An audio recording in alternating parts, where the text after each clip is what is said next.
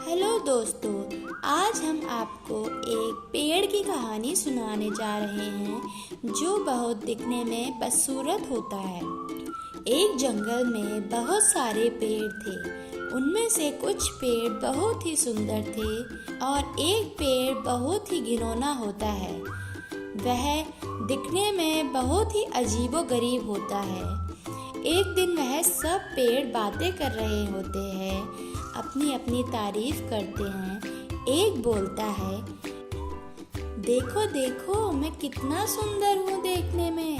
देखो देखो मेरी पत्तियाँ कितनी हरी भरी है, कितनी प्यारी है।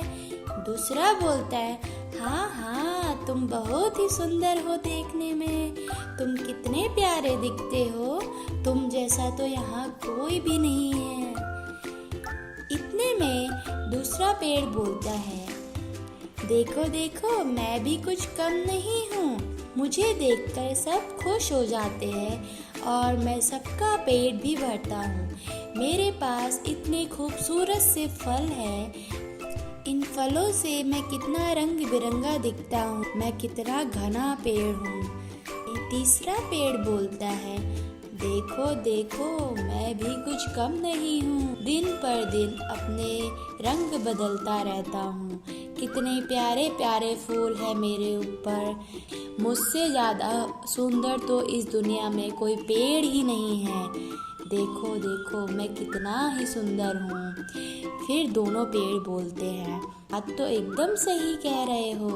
तुम दिखने में कितने ही रंग बिरंगे हो। इतने में अपनी अपनी तारीफ करके तीनों पेड़ चौथे पेड़ की तरफ देख रहे होते हैं। पर वो चौथा पेड़ वही अगली पेड़ होता है। वह सोचता है, मैं तो क्या ही बोलूं इनको। मेरे पास न फूल है, न पत्तियां हैं और ना ही किसी को देने के लिए फल है। मैं खुद ही इतना बेचारा हूँ, मैं अपनी क्या ही तारीफ करूँ। इतना बोलकर वह सब पेड़ उस पे हंसने लग जाते हैं और बोलते हैं, तुम्हें तो जीने का कोई हक ही नहीं है। तुम्हारे पास तो कुछ भी नहीं है। बस यहाँ हमारे साथ खड़े होकर तुम हमारी शोभा खराब कर रहे हो। हाँ हाँ वह सही बोल रहा है। तुम हम सबकी शोभा खराब कर रहे हो। तुम्हें यहाँ से चले जाना चाहिए। यह सब वह अगली पेड़ सुन रहा होता है। वह कुछ नहीं बोलता क्योंकि उसको पता होता है कि इनकी तो आदत है बोलने की।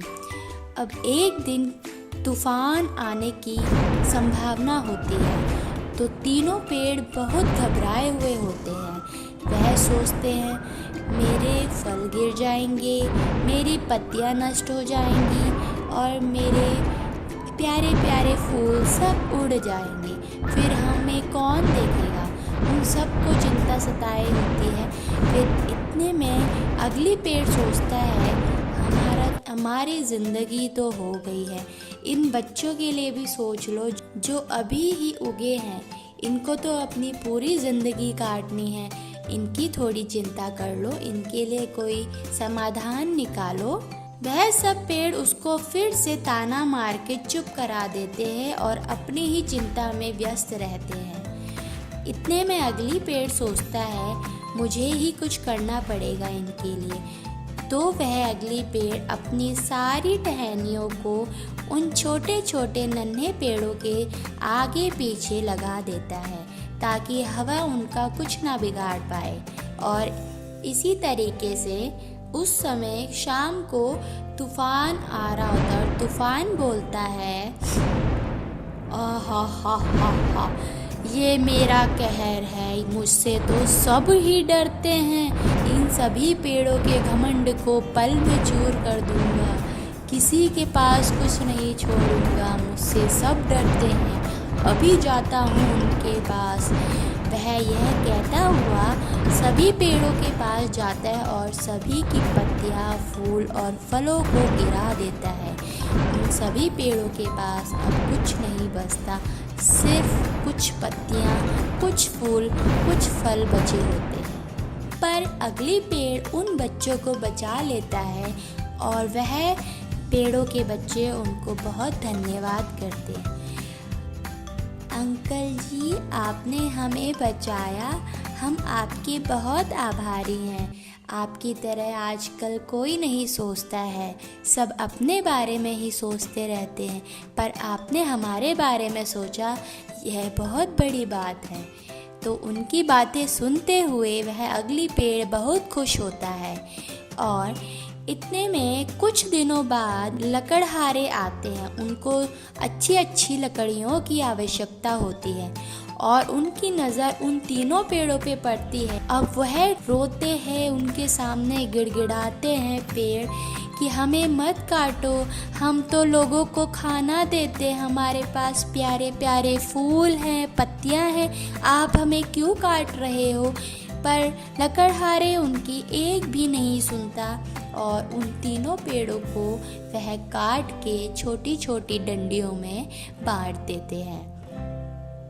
अब यह देखते हुए अगली पेड़ बहुत खुश होता है कि उन तीनों का घमंड इस तरीके से चूर चूर हो जाता है। इस कहानी से हमें यह सीख मिलती है कि हमें हमेशा दूसरों की मदद करनी चाहिए।